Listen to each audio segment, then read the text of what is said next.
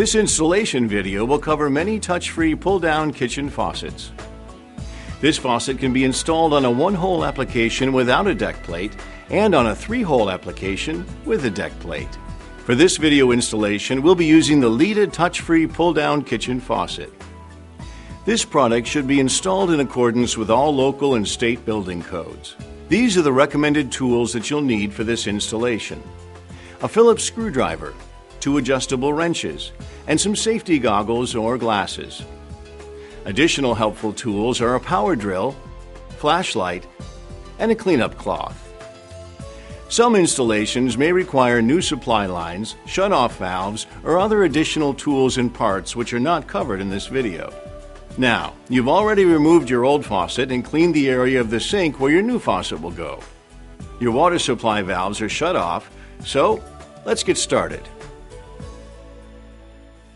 Take your new faucet out of the box. You should have the following items: 1 pre-assembled faucet with supply lines, 1 tight seal mounting plate and 1 metal deck plate, 1 single post ring, 1 mounting lock nut, 1 horseshoe mounting washer, 1 pull-out hose weight, 4 mounting screws, 1 pull-out hose clip, 1 control box, and your AC power adapter.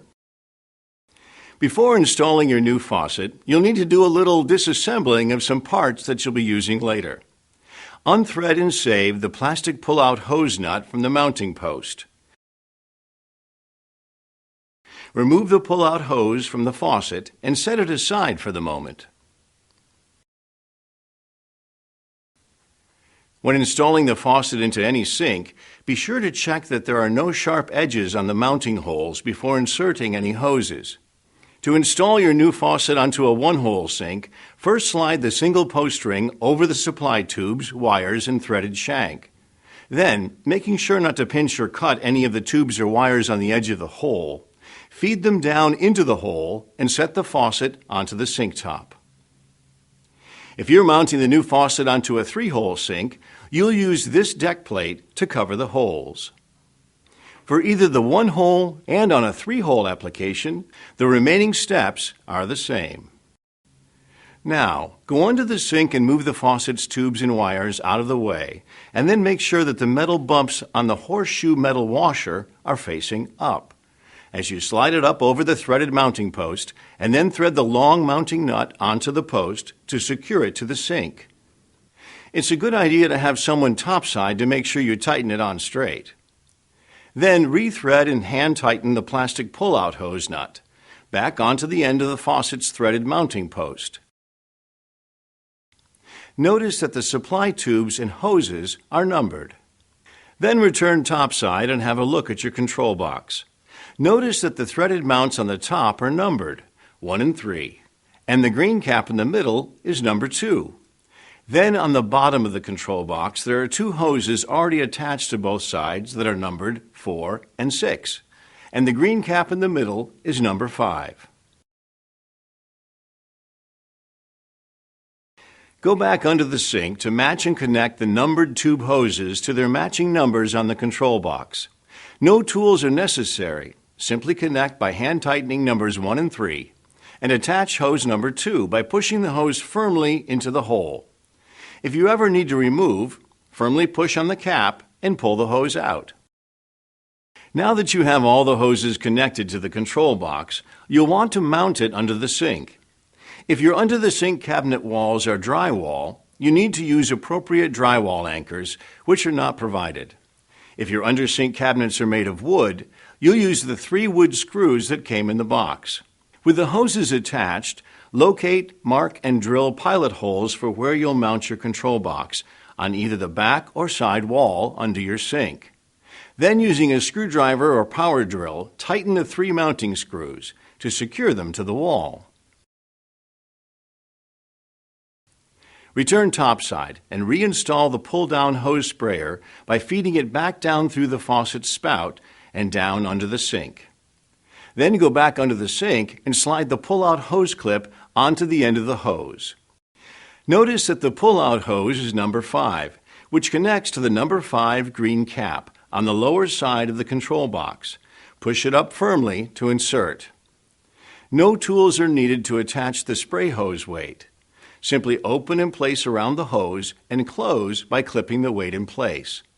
Make sure you install the hose weight above the pull-out hose clip. Then go topside to make sure that the spray hose moves freely in and out. Then return below the deck to secure the mounting hose clip to the wall under the sink with the provided screw. Make sure that the spray hose moves freely. Next, you want to pay special attention to how you connect the black wire female faucet plug into the male black wire plug from under the control box. A firm and secure connection is made only when the white ring between the two is no longer visible. Next, simply connect the faucet's male red wire with the power adapter's female black wire. Then, plug the adapter into the wall outlet. An additional battery box, which is sold separately, can be used as an alternate power source in place of the power adapter. In this optional installation configuration, connect the faucet's male red wire with the battery box's female red wire. Then measure and mark where to mount the battery box onto the wall. There shouldn't be any tension on the electric wires once the battery box is installed. Then peel off the protective film from the adhesive strip and firmly secure the battery box to the wall.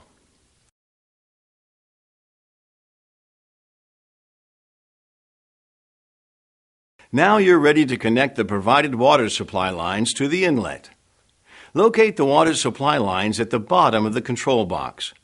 Notice that the hot water line is marked with a red indicator, and the hot water supply line always connects to the left inlet. The cold water supply line has a blue indicator and always connects to the right inlet. If these water supply lines do not fit your inlet valves, a 3/8-inch female adapter may be required and is not supplied with your faucet. Hand thread both water supply lines onto your proper water supply inlet valves and then tighten them both by using an adjustable wrench for both the hot and cold water supply lines. All that's left to do now is to check for leaks. Go back under the sink and turn on the hot and cold water valves. Make sure the water lines are not dripping or spraying any water. Return topside, and before you run any water, be sure to unscrew the spray head from the faucet and run your water full for about 15 seconds in both hot and cold to clean out the line.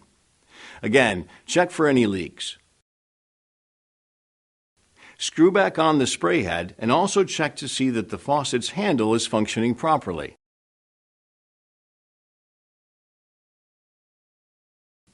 Make certain that the pull-down spray head pulls out and retracts back, and that the spray pattern changes between stream and spray while the faucet is in operation, by pressing down on the lower portion of the button. Then, to activate the faucet, wave your hand within 4 inches of the sensor to turn the water on or off. Hibernate mode gives you the option to disable the sensor to clean your faucet. To put the faucet in hibernate mode, place your hand in front of the sensor for 5 seconds.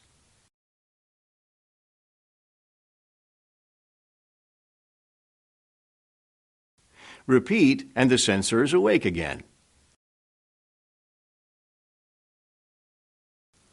A low battery LED warning light will display for 1 minute after each sensor activation to give you a gentle reminder that it's time to replace your batteries. When things get hectic in the kitchen, the automatic Smart Stop shuts off the faucet after 2 minutes of inactivity to conserve water and to provide a helping hand.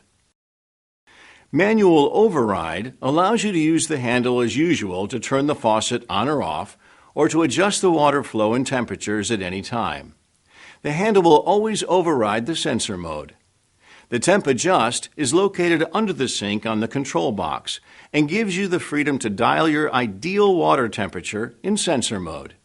Set it once and forget it, or adjust it as often as you like.